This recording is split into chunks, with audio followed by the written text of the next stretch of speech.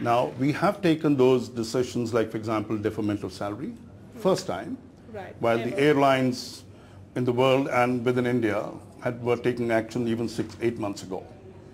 Now, the decision that we have now taken, because we have a problem on hand and we need to send a message down the line, is that a committee has been constituted by a chairman, comprising of 2 HR personnel and 2 finance personnel, to revisit all the wage agreements, including PLI agreements, flying allowances agreement, and to try and target a saving of something like 500 crores per annum.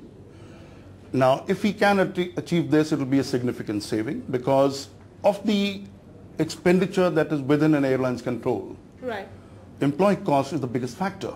And this committee, keeping in view the urgency, has been given a target date of 15 July to submit its recommendation. So 500 crore of employee cost reduction is what Air India is looking at. What is the total employee cost that you have? And also that would obviously mean possibly layoffs or sharp salary cuts. We currently have a wage bill of something like 3,000 crore plus. So if you look at 500 crore, you're talking of something like 15%. Right. Right? But then we have within Air India emoluments at different levels for different categories of people. Right. So how the committee will work up and give its recommendation, we'll have to wait till 15th of July to look at it. But yes, it would mean curtailment of your present earnings, right, which we would, I think, be compelled to go through, because if you have to tide over a financial crunch, you have to look at it. But we are not looking at layoff at all at the moment.